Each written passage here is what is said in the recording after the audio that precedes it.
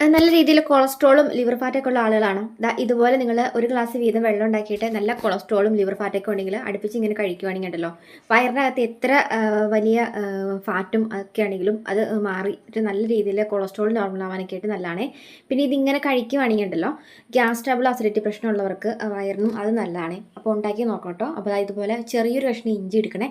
ഇഞ്ചി എടുത്തിട്ട് നമുക്കൊന്ന് തൊലി ഒന്ന് കളഞ്ഞ് ഒന്ന് ചെത്തി എടുത്തിട്ട് ഒന്ന് കഴുകി എടുത്തതിന് ശേഷം നമുക്കത് ഇതുപോലെ ഒരു പാത്രത്തിലേക്ക് എടുത്ത് വെള്ളം തിളപ്പിച്ചെടുക്കാം കേട്ടോ. അപ്പം നന്നായിട്ട് ചതച്ചെടുക്കുക, എന്നാലാണ് ആ ഒരു ഇഞ്ചിയിലുള്ള എൻ്റെ ആ ഒരു സത്തൊക്കെ നല്ല രീതിയിൽ ആ വെള്ളമൊക്കെ ഒന്ന് ഊർന്ന് വരത്തുള്ളൂ. നന്നായിട്ട് ഇതുപോലെ ഒന്ന് ചതച്ചെടുക്കാം കേട്ടോ.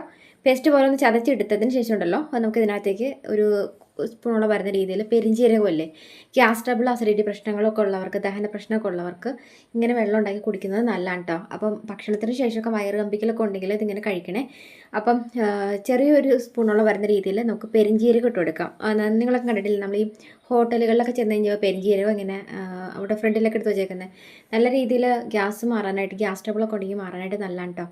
വയറിനൊക്കെ നല്ലൊരു ആശ്വാസം കിട്ടും വയറ് കമ്പിക്കലൊക്കെ ഉള്ള ആളുകൾക്ക്. അപ്പം പെരിഞ്ചീരകം ഉണ്ടെങ്കിൽ ഒരു സ്പൂൺ എടുക്കണം.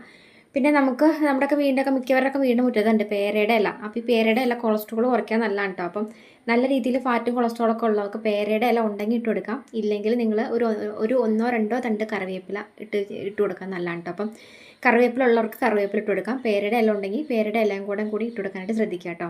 എന്നിട്ട് ഏകദേശം ഒരു 10 മിനിറ്റ് നേരത്തോളം കൂടി നന്നായിട്ട് ഈ വെള്ളം ഒന്ന് വെട്ടി തിളപ്പിച്ച് കൊടുക്കാം കേട്ടോ.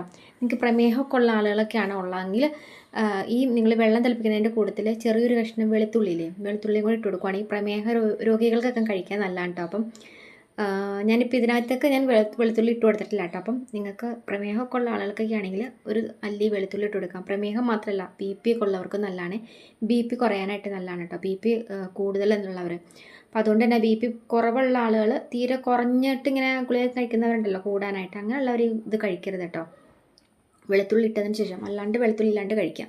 അപ്പോൾ ഇതിങ്ങനെ നിങ്ങൾ തിളപ്പിച്ചെടുത്തതിന് ശേഷം കൊളസ്ട്രോളൊക്കെ ഉള്ള വ്യക്തികൾ ഒരു അരയോളം വരുന്ന രീതിയിൽ നാരങ്ങ എടുക്കുക കേട്ടോ. നാരങ്ങ ഇതുപോലെ എടുത്ത് പിഴിഞ്ഞെടുത്തിട്ട് എടുക്കുക. അപ്പം നല്ല രീതിയിൽ ചെറിയൊരു രീതിയിലൊരു പുളിപ്പും ഉണ്ടാവും, ചെറിയ രീതിയിൽ എരിവുള്ള നല്ലൊരു വെള്ളമാണിത്.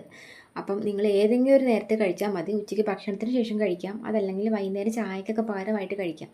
അപ്പോൾ ഇതിങ്ങനെ കഴിക്കുവാണെങ്കിൽ ഫാറ്റ് കുറയാൻ നല്ലതാണ്. കൊളസ്ട്രോളൊക്കെ ഉണ്ടെങ്കിൽ കൊളസ്ട്രോൾ നോർമലാക്കി നിർത്താനൊക്കെ ആയിട്ട് നല്ലതാണ്.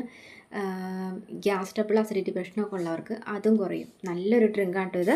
അപ്പോൾ ഗ്യാസ് ട്രബിൾ മാത്രമുള്ള കൊളസ്ട്രോളൊന്നും ഇല്ലാത്ത ആളുകളാണെങ്കിൽ നിങ്ങൾ നാരങ്ങ ചേർക്കട്ടെ കേട്ടോ. അപ്പം ഇങ്ങനെ ഒന്ന് ഉണ്ടാക്കി നോക്കുക. അപ്പോൾ നല്ലൊരു വീണ്ടും കാണാം. വീഡിയോ ഇഷ്ടപ്പെട്ടുന്നുണ്ടെങ്കിൽ എല്ലാ ഫ്രണ്ട്സിലേക്ക് ഷെയർ ചെയ്യുക. ഇതുപോലെ നല്ല നല്ല വീഡിയോസിനൊക്കെ ആയിട്ട് പേജ് ഫോളോ ചെയ്യാത്തവർ ആരിലേക്കാണ് പുതിയതായിട്ട് വന്ന് കാണുന്നതെങ്കിൽ ഒന്ന് ഫോളോ കൂടി ചെയ്ത് വെച്ചിട്ട് പോകാൻ മറക്കില്ല കേട്ടോ. അപ്പോൾ നല്ലൊരു വീഡിയോ കാണാവേ.